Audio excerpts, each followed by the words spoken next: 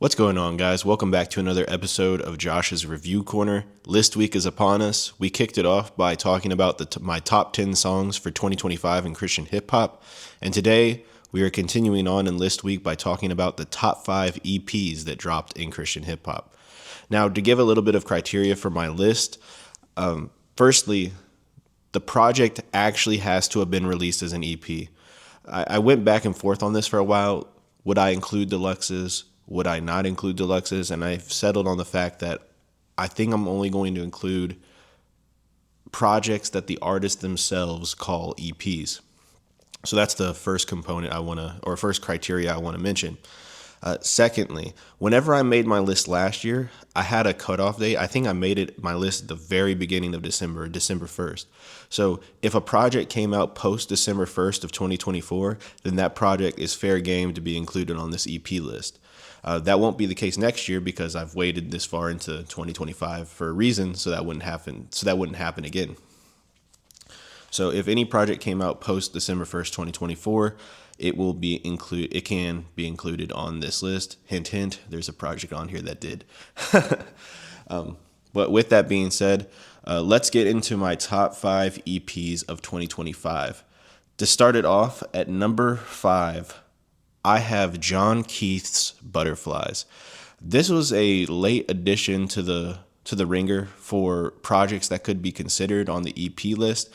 It dropped a pretty good while after Grow Wings. I think this dropped in November. Grow Wings was such a great project and had a wonderful flow, wonderful moments. But you could tell Jon Keith had some leftover material that he wanted to get out to his audience, whether it be through his Instagram live streams or just his ramblings. It sounded like he had more material, and lo and behold, that more material gets released in the form of Butterflies. This EP is great. Love just the extra tracks. The intro track to here is my favorite track off this project.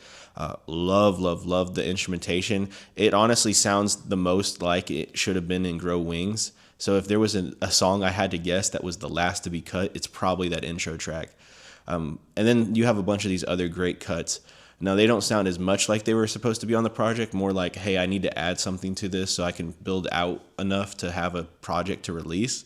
But they're still excellent tracks, and overall, this project just is pretty dang good. Butterflies by Jon Keith checks in at number 5. At number 4, I have Aable's Process of Elimination.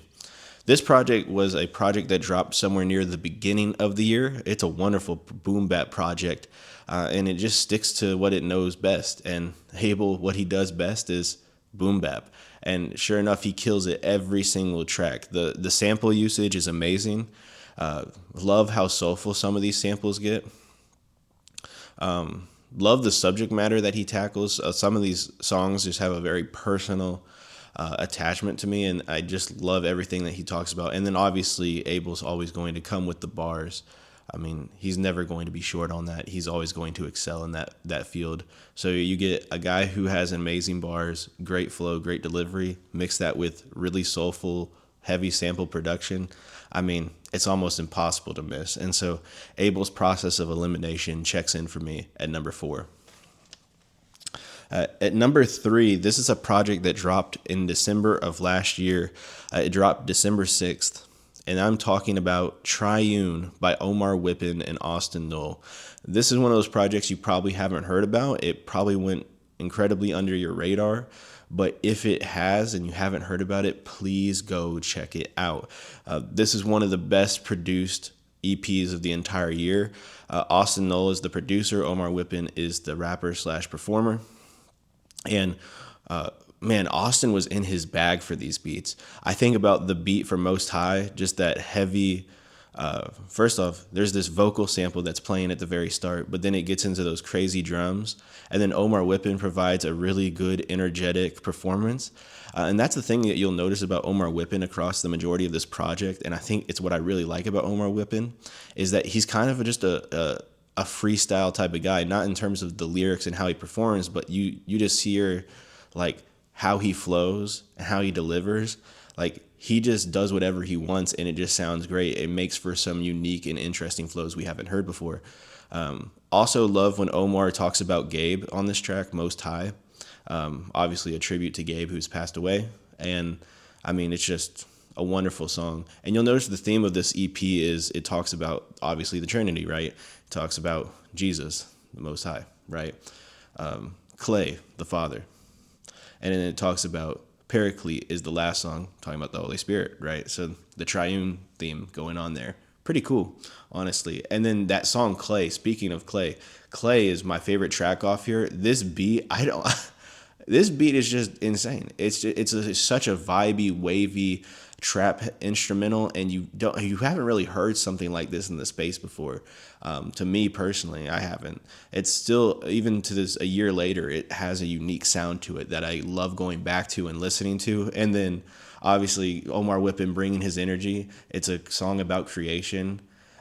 Woman from the rib, that's Eve. Like, no, what did he say? No Adam and Steve or something. Like, he says something crazy. But it's still a wonderful track, Clay by Omar Whippin.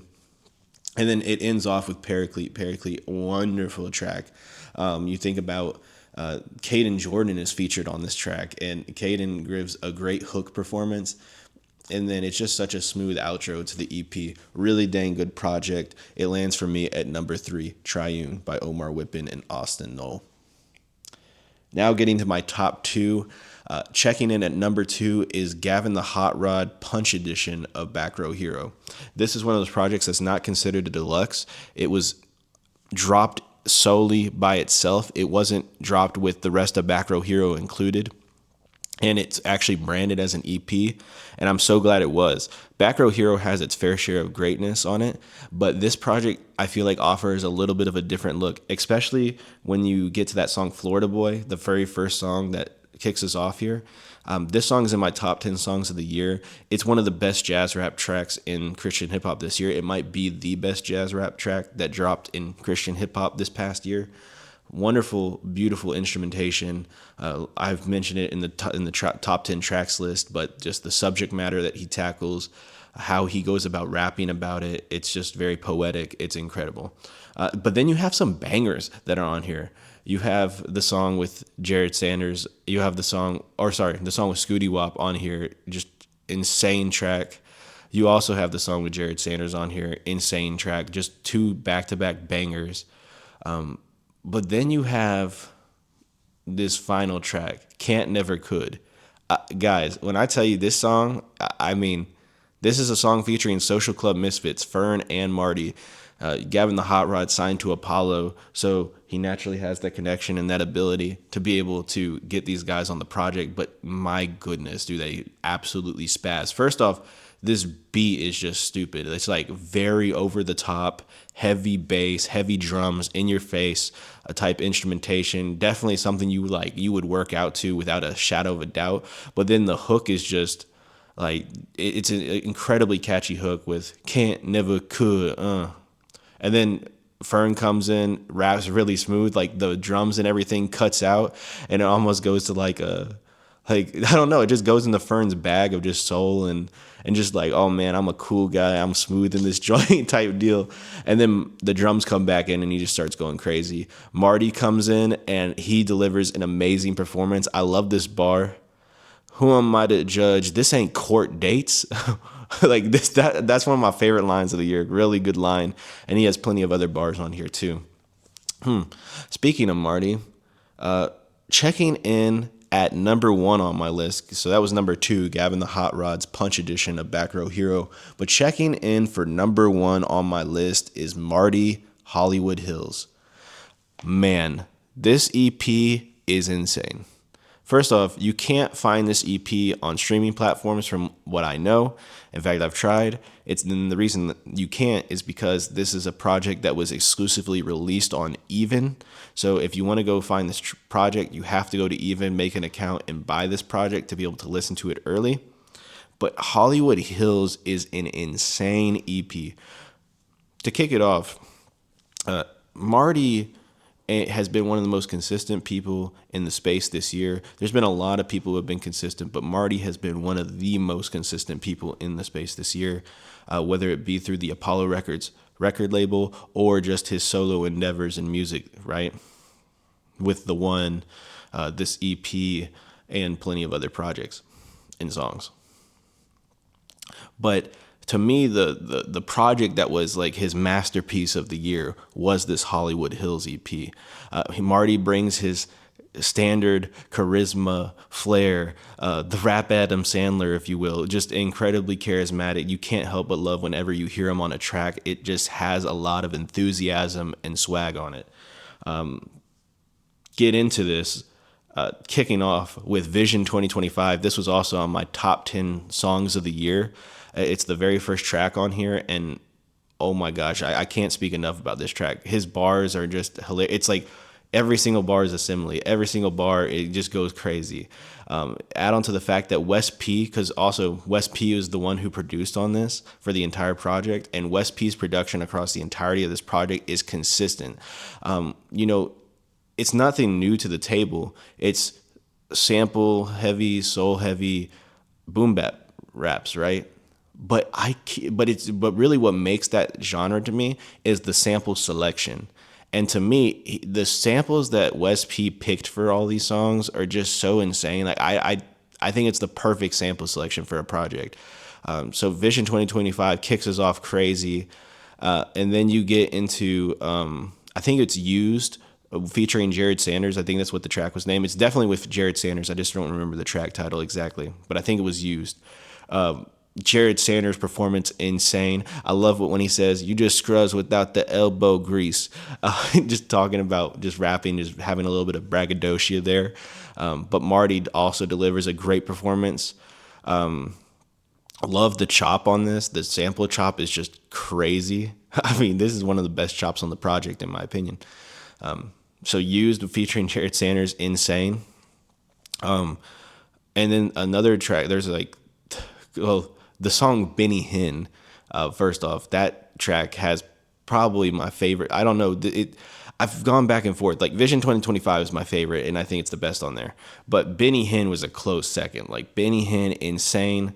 Had to fall back like Benny Hinn, 3-5 on the Enneagram. But these minivans be driving, vroom, vroom. Like everything he raps about on this song, just incredible.